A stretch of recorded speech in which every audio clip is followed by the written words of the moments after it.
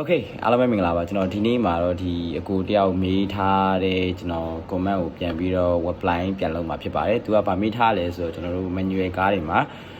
gear တစ်ခုနဲ့တစ်ခုနဲ့အချိန်ပြောင်းချားထဲမှာကျွန်တော်တို့ clutch ကိုနင်းပြီးတော့ gear ထိုးရလေးရှိတယ်ဆိုတော့ကအဲ့ clutch ရဲ့အလုပ်လုပ်ပုံကိုကျွန်တော်ဒီနေ့ဗီဒီယိုမှာအသေးစိတ် animation ဗီဒီယိုနဲ့ကျွန်တော်ဒီတလောက်ပြောပြမှာဖြစ်ပါတယ်ဆိုတော့ကစိတ်ဝင်စားရဆိုလို့ရှိရင်ဗီဒီယိုလေးကိုဆုံးထိချက်လောက် like ပါပြီးတော့ကြည့်ချူပေးပါဦးကျွန်တော်တို့ဒီ clutch ဆိုတာပါလေပေါ့နော် clutch ဆိုတဲ့ဥစ္စာကကျွန်တော်တို့ gear ပေါင်းမှာပါတယ် gear မျိုးစားတွေတစ်ခုနဲ့တစ်ခုအချိန်ပြောင်းချားမှာကလပ်ကိုကျွန်တော်တို့နင်းပြီးတော့ gear ထိုးရတယ်ပေါ့နော်ဒါကတော့ကားသမားတွေပို့ပြီးတော့နားလဲပါတယ်ဆိုတော့ကကျွန်တော်တို့အဲ့ဒီကလပ်နင်းပြီးတော့ထိုးရတဲ့အချိန်မှာကျွန်တော်တို့ကလပ်ကဘယ်လိုအလုပ်လုပ်လဲကလပ်ကဘယ်လိုစိတ်ပန်းကြီးပါလဲဆိုတာကိုအခုဗီဒီယိုမှာသိရှိရမှာပဲဖြစ်ပါတယ်ဆိုတော့ကဆက်ကြည့်လိုက်အောင်ကျွန်တော်တို့ဒီဟာကိုကလပ်အုံလို့ခေါ်တယ်ပေါ့နော်ဒီကလပ်အုံထဲမှာကျွန်တော်တို့ clutch weight တွေပါမယ်ဒီ flying wheel ရဲ့ဒီ clutch ကပါတယ်ပေါ့နော်အဲ့ကောင်ကဘယ်လိုလုပ်ပေးရလဲဆိုတော့ဒီ engine ကထွက်လာတဲ့ power ကိုဒီ gear ပေါက်ကိုရအောင်လို့ဒီကြားထဲမှာဒီ contact လုပ်ပြီးတော့အလုံးလုံးဆောင်နေတဲ့ system တစ်ခုလို့ပြောလို့ရတယ်ပေါ့နော်အခုပြထားတာတော့ကျွန်တော်တို့ဒီ clutch ကိုနင်းပြီးတော့ gear ချိန်နေတဲ့ဥစ္စာကိုဗီဒီယိုထဲမှာပြထားတာပေါ့နော်ဆိုတော့ဒါကတော့ engine ရဲ့ level ပတ်တဲ့ပုံစံမှာ engine တစ်ခု level ပတ်တဲ့ပုံစံကိုပြနေတာဖြစ်ပါတယ်အခုမှကျွန်တော်တို့ gear ပေါက်ရောက်လာပြီ gear ပေါက်ရဲ့နောက်မှာကျွန်တော်တို့ drive mission ရဲ့နောက်မှာပါကျွန်တော်ဟိုနေ့ကပြောခဲ့တဲ့ ground ပေါ့နော်အဲ့လိုဆက်လက်ပြီး brain ကြီးလဲနေအောင်ဒီလို system တွေပါမှပဲ galaxy ရရှေ့ကိုကောင်းစွာရွှေ့နိုင်မယ်ပေါ့နော်အခုပြနေရတော့ကျွန်တော်တို့ဒီကလပ်ပြားကနေပြီးတော့ကျွန်တော်တို့ဒီ gear ပေါက်ကို engine ကလာတဲ့ power ကိုသုံးမယ်မသုံးဘူးဆိုတဲ့ဥစ္စာကိုပြနေတာပါဒါကတော့ကျွန်တော်တို့ဒီမှာ club လို့ခေါ်တယ်အဲဥစ္စာရဲ့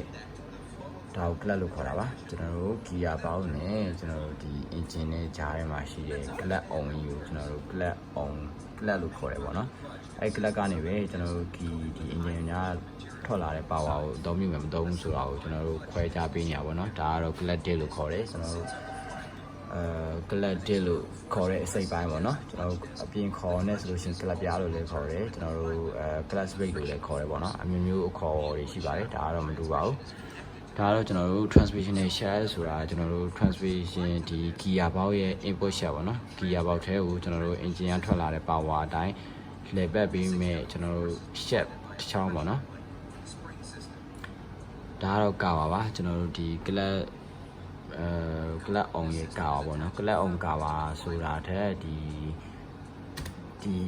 တံပြားကကျွန်တော်တို့ဒီ flying wheel နဲ့ခြားထဲမှာnet နဲ့ကျွန်တော်တို့ဆွဲပြီးတော့အရန်ကျက်တဲ့အချိန်မှာဒီ clutch brake ကိုခြားထဲမှာဖိကျစ်ထားလို့ပေါ့နော် pressure နဲ့ဖိကျစ်လိုက်တဲ့အတွက်ကြောင့်မလို့gear ပေါက်ကgear ပေါက်နဲ့ကျွန်တော် engine နဲ့ဆက်သွယ်ထားလို့ဖြစ်သွားတယ်ပေါ့နော်အဲ့ဒီအချိန်မှာပဲတကယ်လို့မှကျွန်တော်တို့ gear ချိန်မယ်ကျွန်တော် engine က power ကို gear ပေါက်ထဲမဝင်ကျင်သေးဘူးဆိုလို့ရှိရင်ကျွန်တော်တို့ဒီနားမှာအလယ်မှာကျွန်တော်တို့ clutch ball တွေပါနေနင်းပြီးတော့ဒီ fingerprint ကိုနောက်ကိုဆုပ်လိုက်ပြီးတော့ဒီ clutch ပြားကြီးကိုဒီ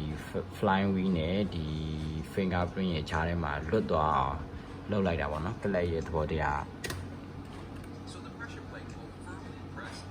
ကျွန်တော်ပြောလို့ပဲစကူရင်းနဲ့ကျွန်တော်ဆွဲဆုပ်လိုက်မယ်ဆွဲဆုပ်လိုက်တဲ့ခင်ကြားမှာကျွန်တော်တို့ဒီ finger ဒီတန်ပြားကြီးနဲ့ကျွန်တော်တို့ဒီ flying wheel ရဲ့ခြားထဲမှာကျွန်တော်ဟို clutch disk လို့ပြောတယ် clutch brake ကညက်သွားမှာအဲညက်သွားတဲ့ခါကျမှကျွန်တော်တို့ engine နဲ့ gear ပေါင်းနဲ့ကျွန်တော်တို့အဆက်တွေရှိသွားတာပေါ့နော်ဒီမှာ pass တွေရဲ့ကျွန်တော်တို့ detail ကိုပြောပြမှာဖြစ်ပါတယ်ဒါဆိုလို့ရှိရင်ကျွန်တော်တို့ finger ring ဆိုတော့ကျွန်တော်တို့လက်ချောင်းနေနဲ့တူလို့ဒါမသိဘူးပေါ့နော်ဘယ်လိုကြောင့်ခေါ်လဲမသိ finger ring လို့ခေါ်တယ်ဒါကတော့ကျွန်တော်တို့ contact together ဆိုတာဒီ clutch brake နဲ့ကျွန်တော်တို့ clutch brake နဲ့ကျွန်တော်တို့အထိခွာလုပ်ပေးနေတဲ့ဥစ္စာပေါ့နော်ကျွန်တော်ဒီ clutch နဲ့ဒီ clutch အောင်ကျွန်တော်တို့ဘယ်လိုဆက်သွယ်ထားလဲဆိုလို့ရှိရင်ကျွန်တော်တို့ hydraulic system အနေနဲ့ကျွန်တော်တို့ဒီ C ပေးတဲ့ system အနေနဲ့ပေါ့နော် C ပိုင်းနဲ့ကျွန်တော်တို့ hydraulic system နဲ့ဆက်သွယ်ပြီးတော့ကျွန်တော်တို့အနည်းကျွန်တော်တို့နင်းမယ်လွတ်တယ်ဆိုရဲသဘောတရားကိုဆောင်ရွက်နေရပါတော့။ဒါကတော့ clutch brake ပါကျွန်တော်တို့ coin spline ဆိုရဲဒီ spline တွေကိုရစ်ထားတဲ့ဥစ္စာလေးနဲ့အသုံးပြုတယ်။ဒါ spline ကြီးကဘာလို့သုံးတာလဲဆိုတော့ကျွန်တော်တို့ဟိုကား engine နဲ့ကျွန်တော်တို့ direct clutch လွတ်လိုက်တဲ့အချိန်မှာ sound ထွက်မတော့အောင်လို့ပေါ့ဒီ spring လေးတွေကထိန်းထားတဲ့သဘောပါကျွန်တော်တို့gear ထိုးပြီးတော့ကလပ်ကိုစလွတ်လိုက်မယ်ဆိုလို့ရှိရင်ဒီ engine power အတိုင်းဒုံးဆို sound ထွက်မတော့အောင်လို့ဒီကြားထဲမှာ spring လေးတွေနဲ့ကျွန်တော်တို့ညင်ညင်တသားလေးထွက်ဖို့အတွက်ကျွန်တော်တို့ဂျားခန့်နဲ့အသုံးပြုထားတဲ့ပုံစံလေးပေါ့နော်ဆိုတော့ကလပ်ရဲ့တစ်ခုရဲ့လက်လုံးမှာတော့ဒီလောက်ပါပဲကျွန်တော်ဗီဒီယိုခုလိုဆုံးလေးကြည့်ပေးတဲ့အတွက်အားလုံးကျေးဇူးတင်ပါတယ်နောက်ထပ်ဗီဒီယိုကြီးလည်းကျွန်တော်ထပ်တင်ဖို့ရှိပါသေးတယ်ဆိုတော့ကကျွန်တော်ရဲ့ဒီ social platform တွေကိုကျွန်တော်တို့ following တွေ subscribe တွေလုပ်ထားဖို့မမေ့ပါနဲ့ကျွန်တော်နောက်ထပ်ဗီဒီယိုကြီးအများကြီးထပ်တင်ဖို့ရှိပါတယ်ဟုတ်ကဲ့ပါ see you ပါ